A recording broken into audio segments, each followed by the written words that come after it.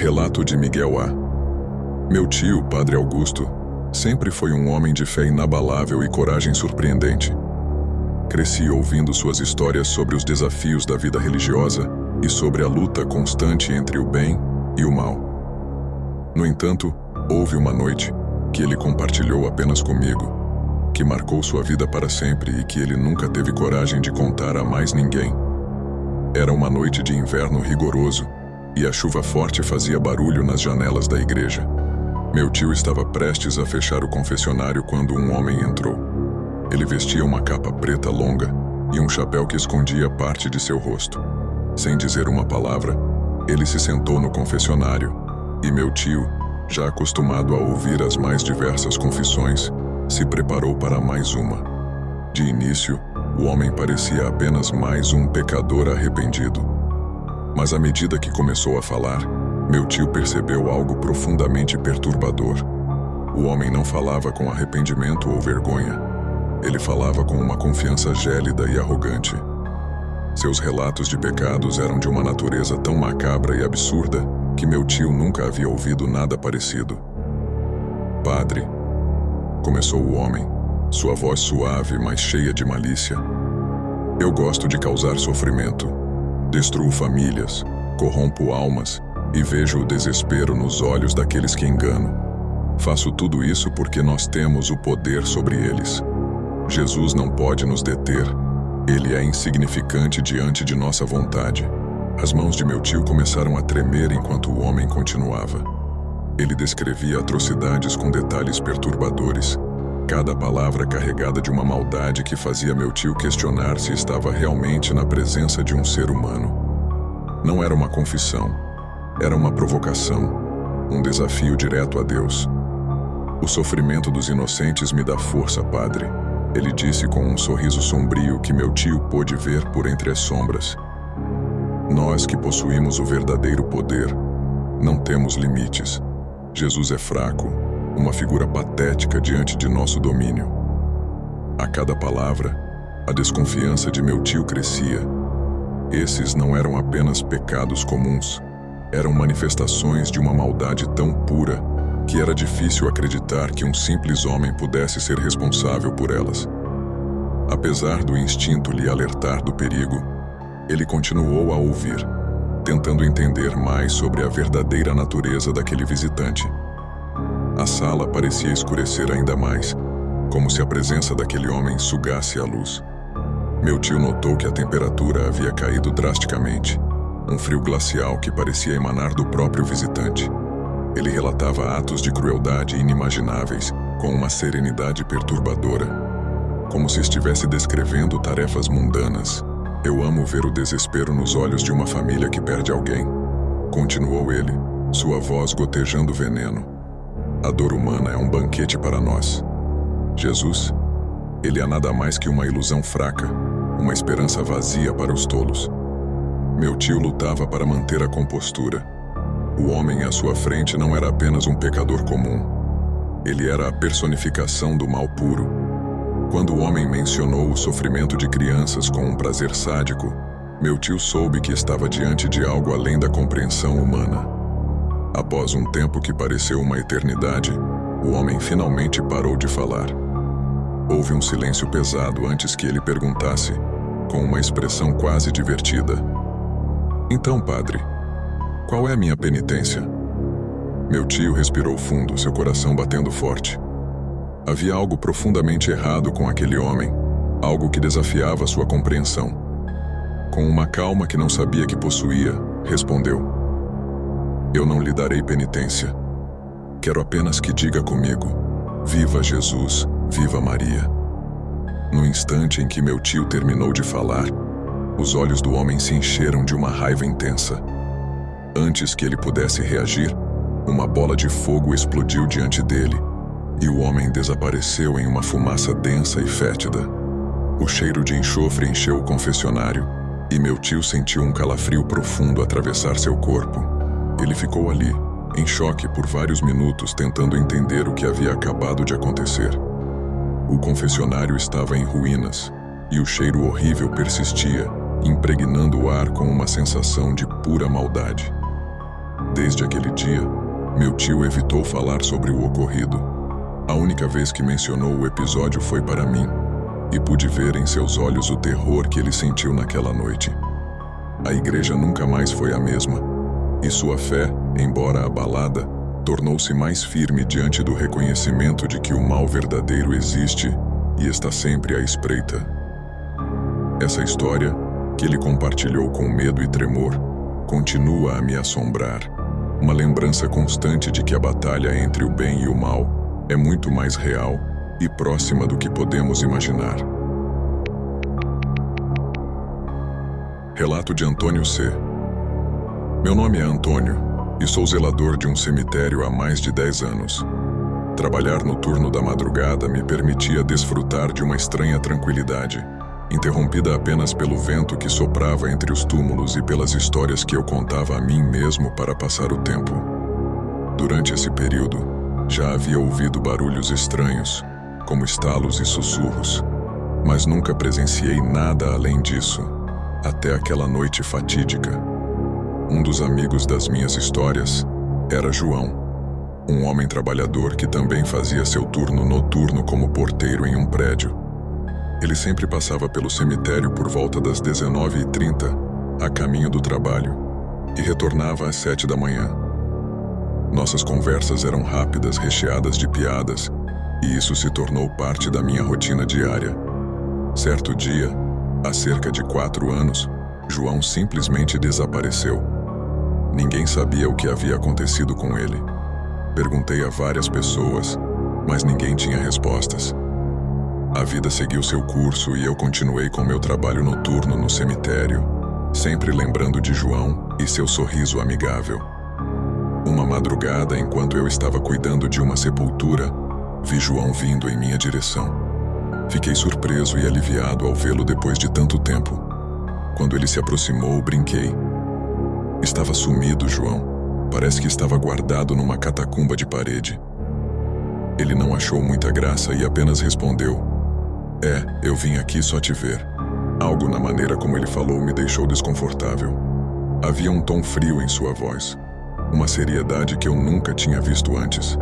Mesmo assim, continuei com meu trabalho. Quando virei novamente, ele se afastava. Notei que seus passos eram mais rápidos do que o normal, quase apressados, mas deixei para lá, achando que ele estava com pressa. Quando terminei meu turno, percebi que o portão do cemitério estava trancado com cadeado como sempre. Achei estranho. Pensei que talvez João tivesse pulado o portão, mas isso não fazia sentido. Mas mesmo assim, segui meu caminho para casa. No caminho, encontrei um conhecido, Carlos, que também conhecia João. Contei a ele sobre a visita inesperada. Sabe quem foi lá no cemitério conversar comigo às 3 horas da manhã? Aquele cara que trabalha lá pra frente, o João. Carlos parou, olhou para mim com uma expressão de choque e disse: Tu é doido, rapaz? Tu falou com ele? Faz mais de ano que ele morreu. Meu sangue gelou. A ideia de ter falado com um homem morto me encheu de terror.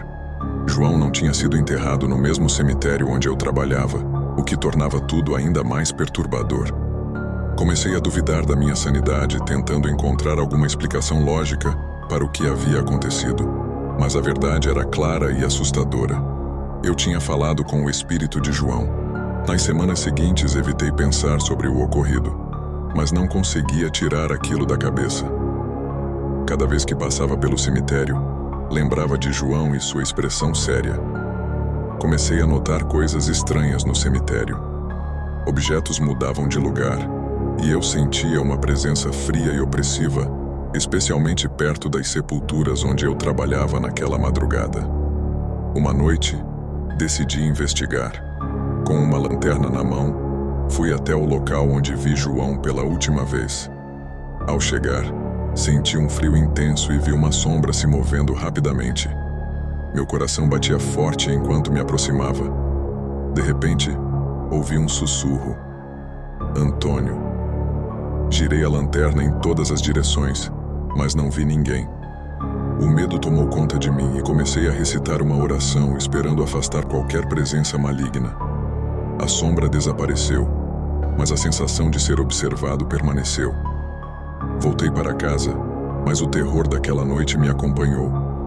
Não consegui dormir, revivendo cada momento em minha mente. No dia seguinte, ao chegar ao cemitério, encontrei uma carta misteriosa na minha mesa. Abri com mãos trêmulas e li: "Obrigado por se lembrar de mim. Cuide-se, amigo."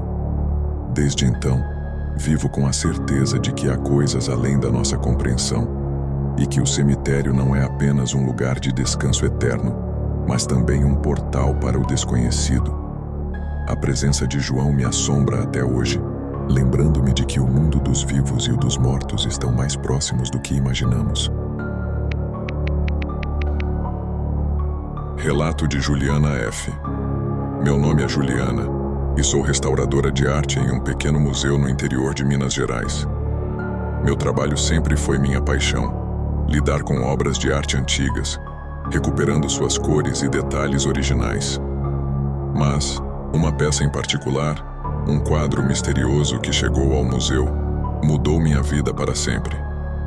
Tudo começou quando recebemos uma doação anônima.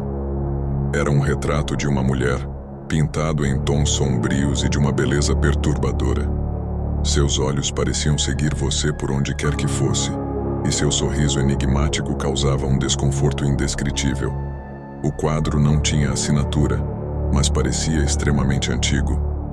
Meu chefe, o Sr. Almeida, pediu que eu começasse a restauração imediatamente. Coloquei o quadro em uma sala isolada, longe das outras obras, para trabalhar em paz.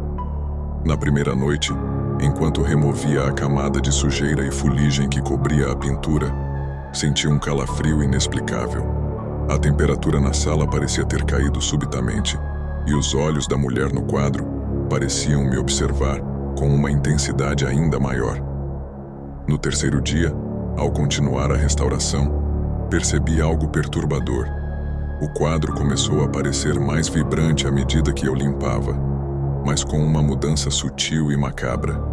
A mulher no retrato parecia ganhar mais expressão, e o sorriso dela estava cada vez mais cruel. De repente, senti uma presença gelada e pesada atrás de mim. Olhei para o quadro e notei que o fundo da pintura estava mudando, revelando uma cena aterrorizante que não estava lá antes. Uma fogueira antiga e uma multidão com rostos distorcidos, olhando para a mulher com olhos cheios de ódio. À noite, enquanto trabalhava até tarde, a atmosfera na sala se tornou opressiva. Sussurros incompreensíveis ecoavam pelas paredes, e por várias vezes eu ouvi passos pesados atrás de mim, mas sempre que me virava, não havia ninguém.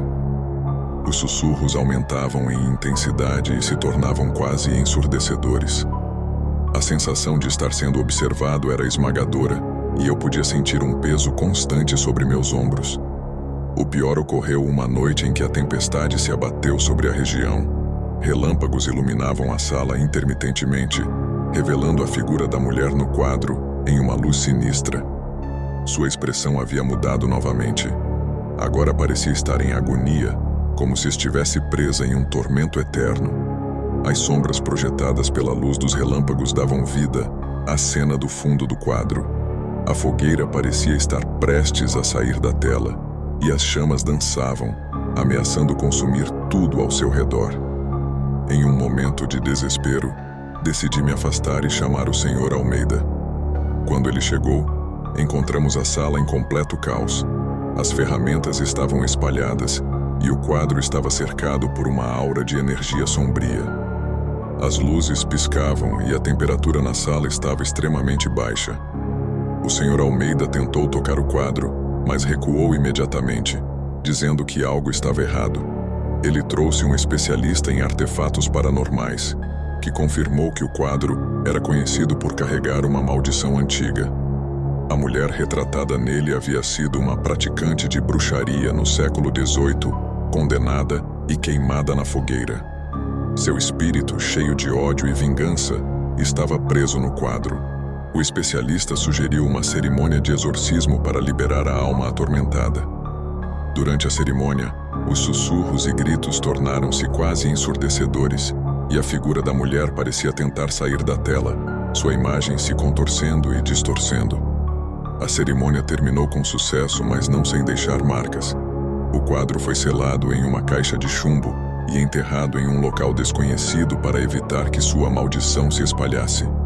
Desde então, evito qualquer envolvimento com obras de arte não catalogadas ou de origem desconhecida. A lembrança daquela mulher e os eventos aterrorizantes ainda me perseguem.